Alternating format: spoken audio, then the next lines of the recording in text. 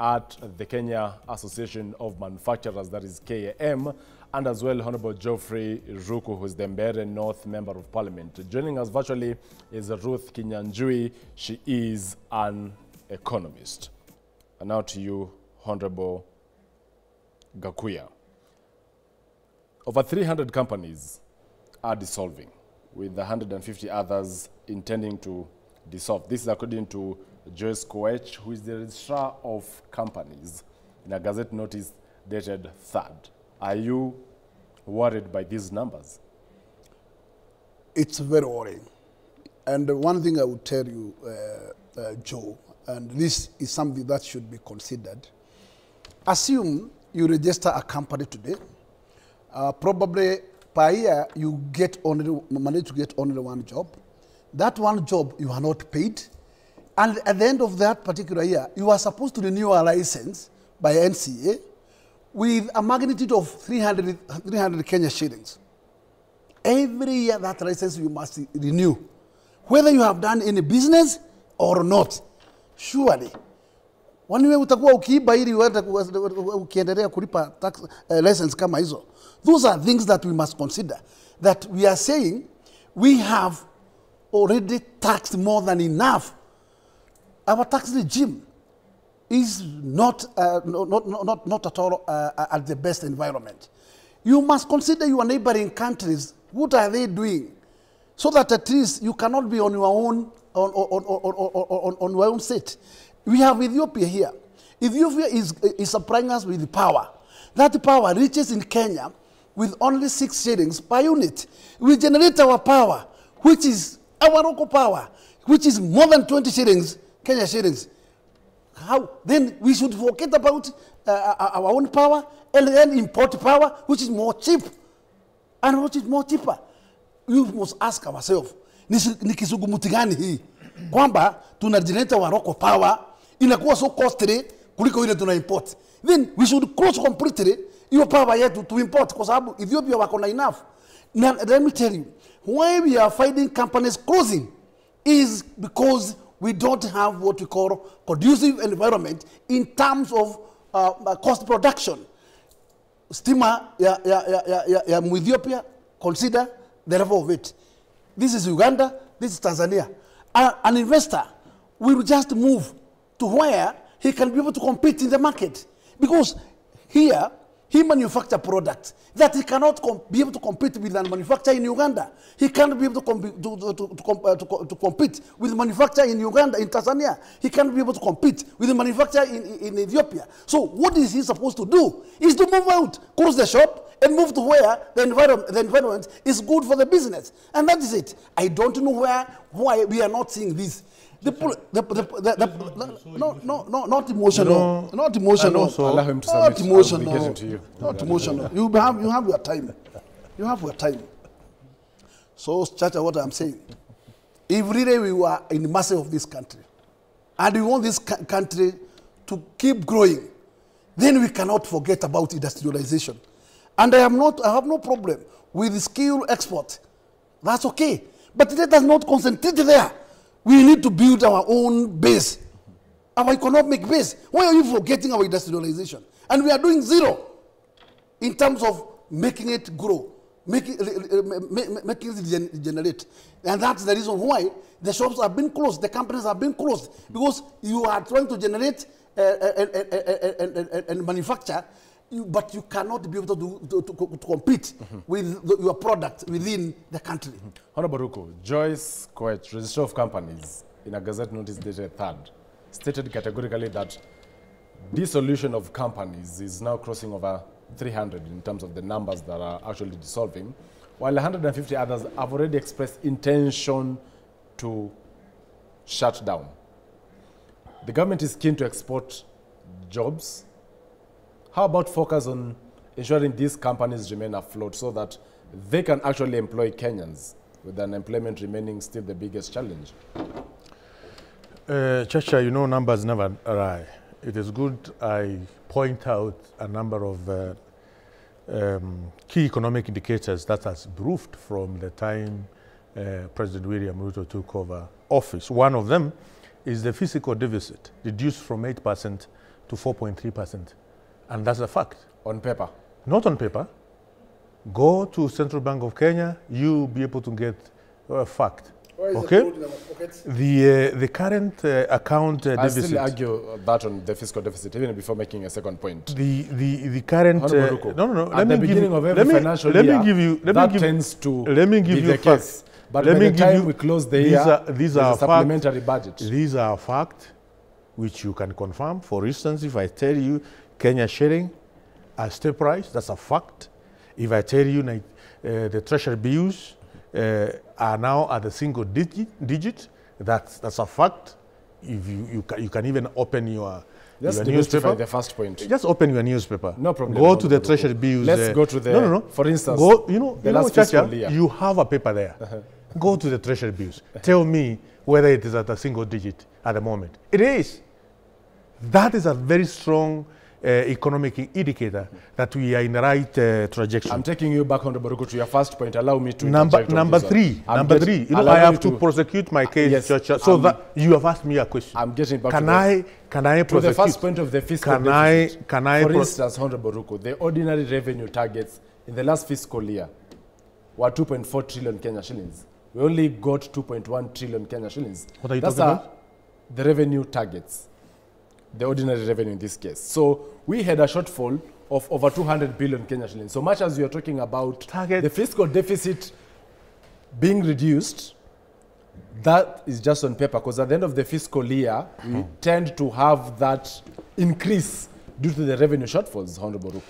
Chacha, I say let's not argue like pedestrians. Let's argue like people who have gone to school. Cite the one for 2023-2024, what I'm saying which was Ruto's maiden What budget. I'm saying is target are targets. The issue is, did the revenue improve from the previous financial year? We may have not achieved the target, but was there an improvement in terms of the growth of the revenue? The answer is yes. So what happens about whether target was reached or not? And that's how the fiscal deficit is created. That's a different argument altogether. But let me make this point.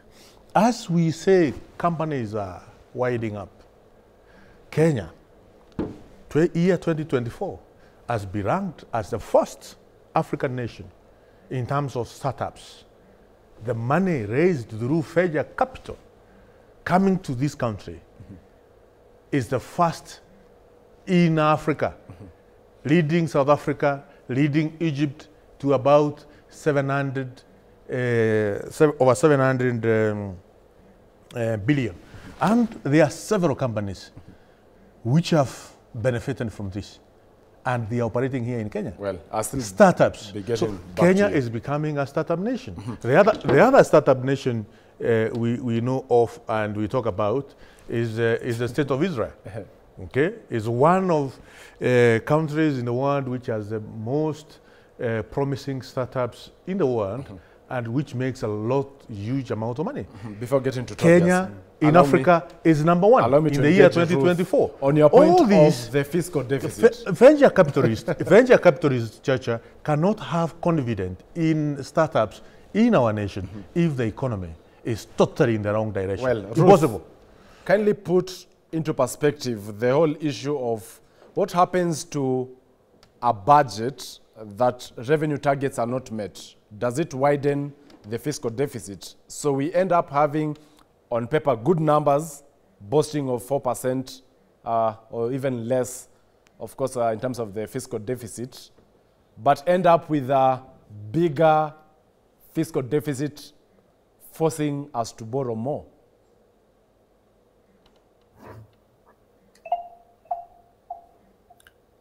Chacha. Yes, I can hear you.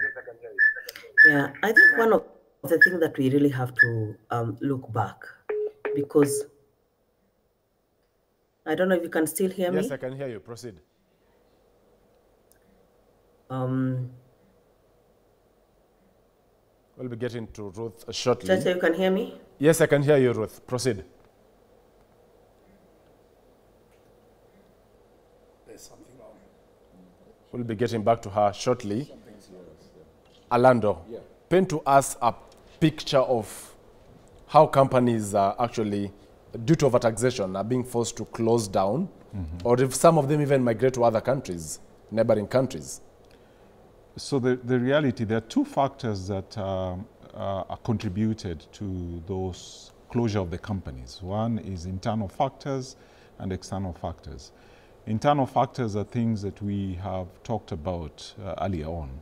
The tax regime in this country, the unpredictability regulatory space, and the other competitive related items in terms of cost may have contributed to some of those companies closing. I know a few, particularly in the manufacturing sector, who have shut down because they cannot compete.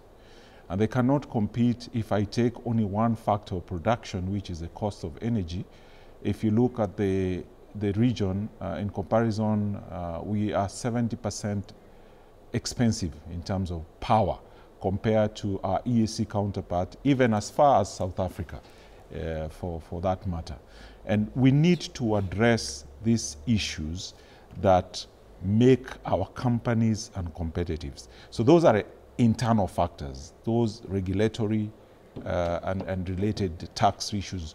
External factors are, we are in a global market. Companies are expanding in other regions and they're able to export to our country. So anyone in Kenya can buy anything from anywhere in the world. So if my goods manufactured in Kenya are expensive, someone would rather buy them from India, Vietnam, or China, or even Bangladesh.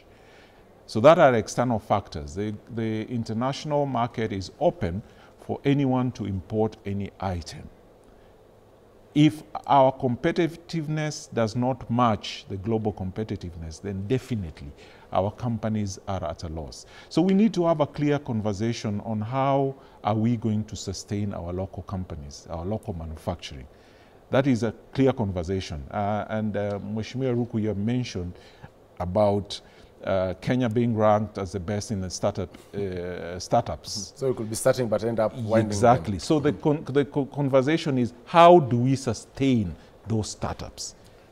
Chacha, yeah. I raised a question in Parliament to the Committee of Trade on the issues to do with manufacturing.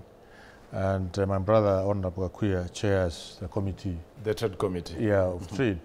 I requested for a statement on quite a number of issues as far as manufacturing is concerned, the incentives which the government is putting in place so that we can promote local manufacturing. Because without local manufacturing, then we will see the weakening of sharing, we will see loss of jobs, we will see youth are not getting employed. Manufacturing sector is one of the major sectors which can be able to create.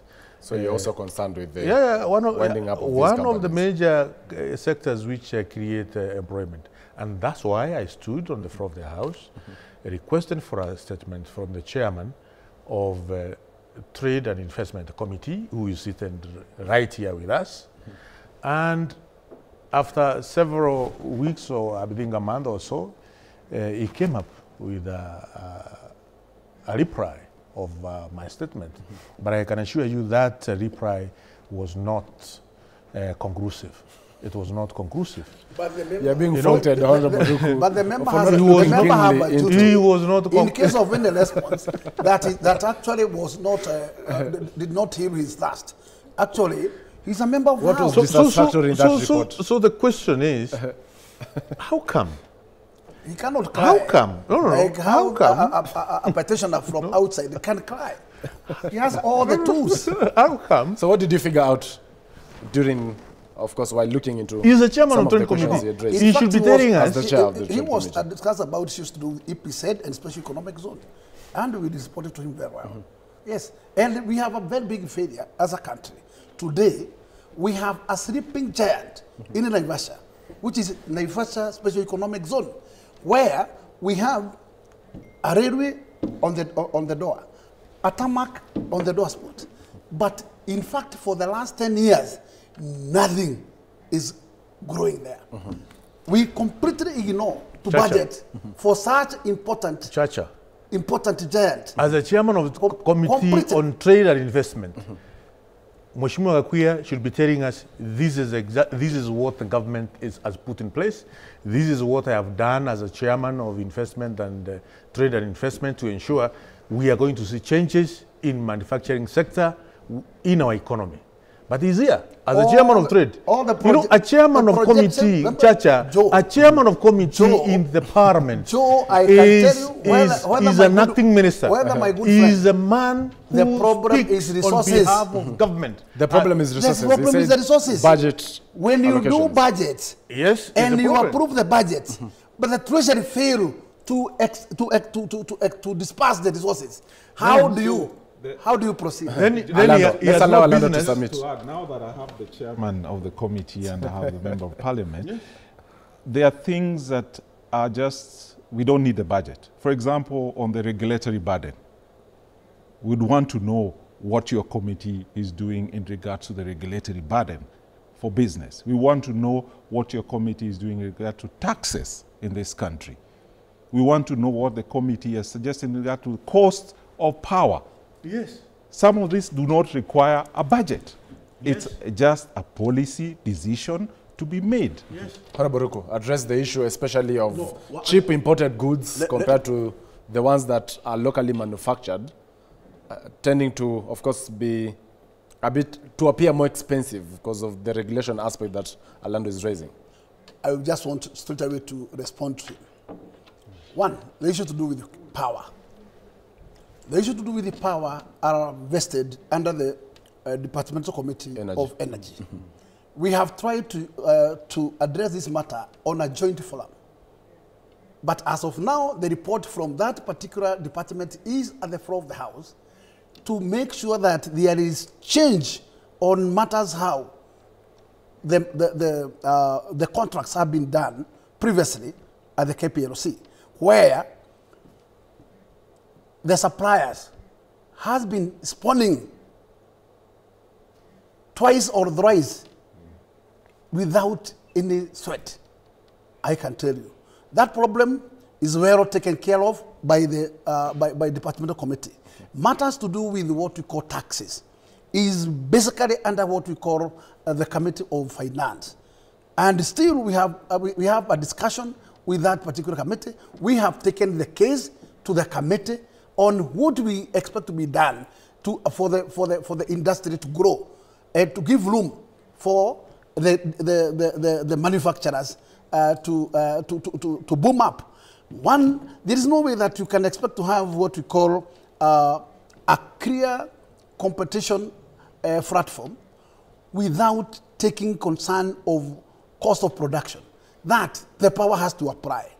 Number two, we need also to put incentive in our tax. You find that our tax regime is at the 44%, where our competitors around are below 30. So in that level, you also need to see what do you do so that at least you can remove some taxes to allow the business to thrive.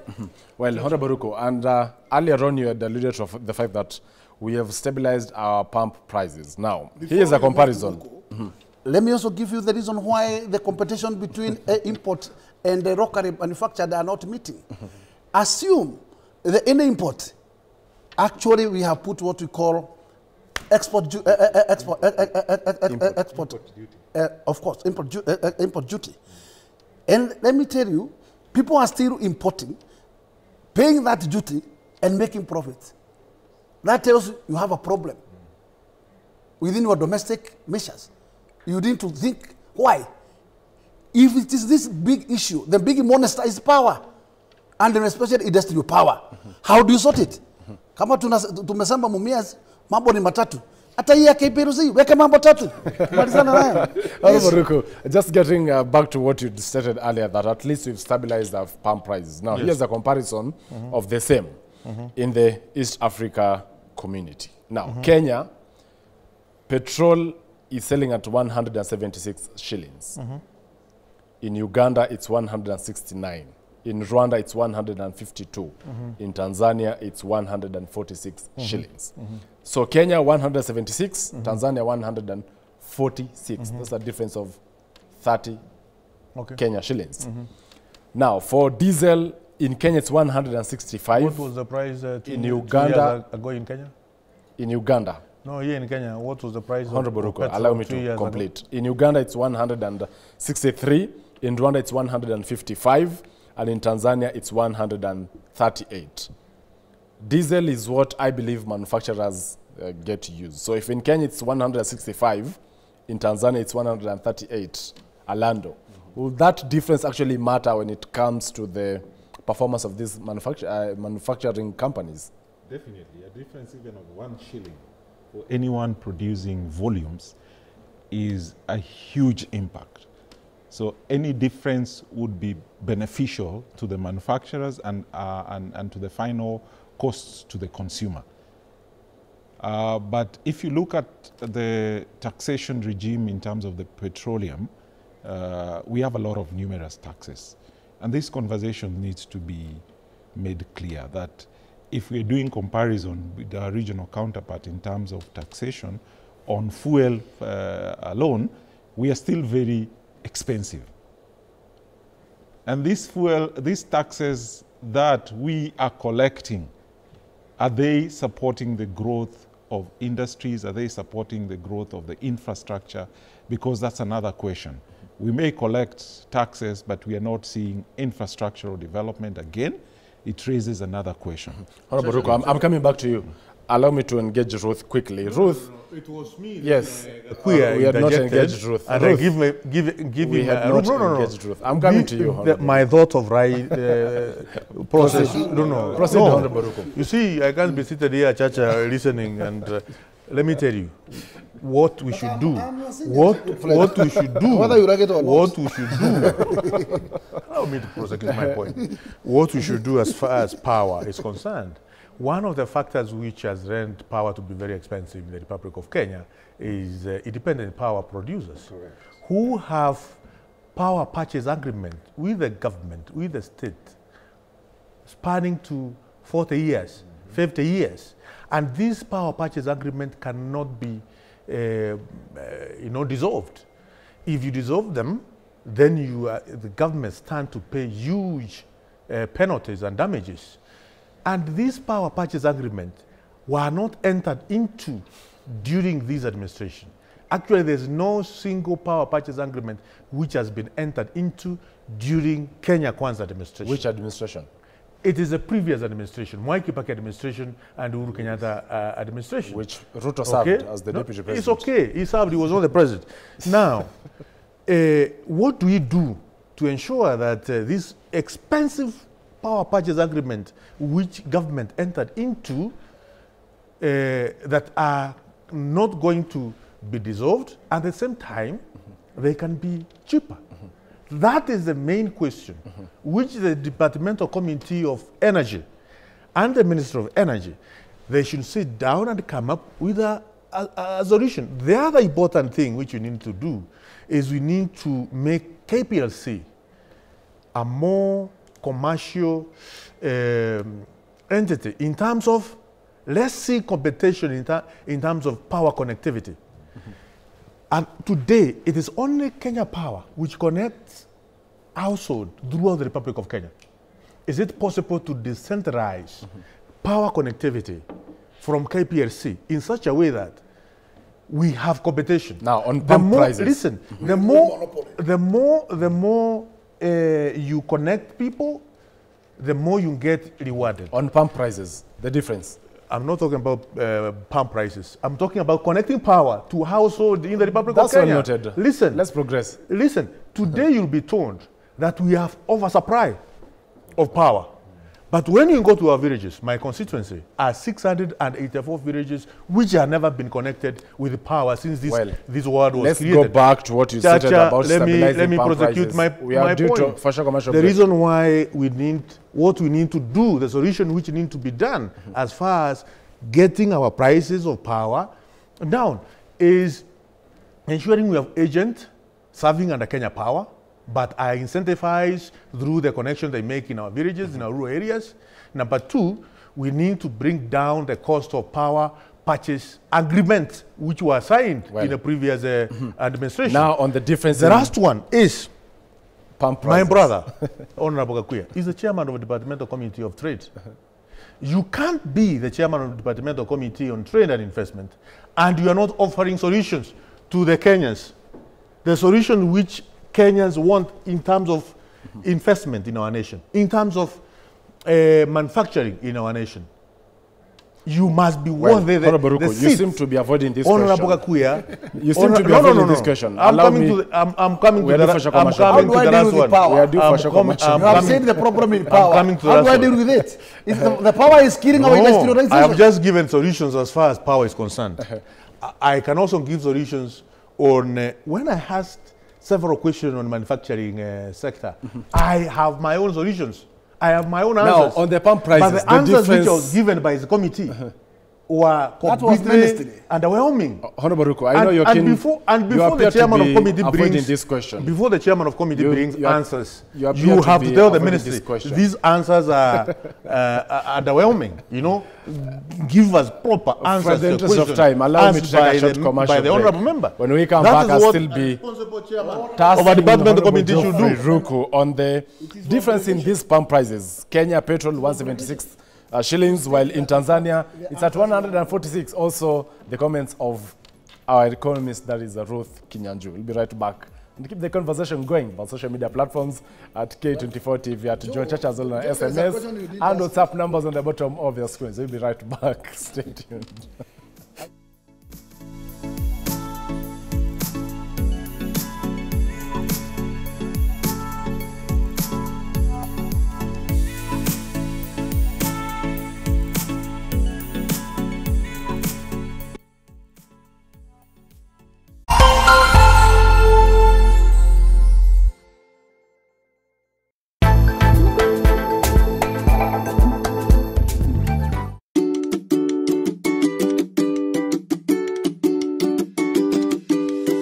Your Saturday morning won't be the same again. Launch sequence activated. Have a nice trip.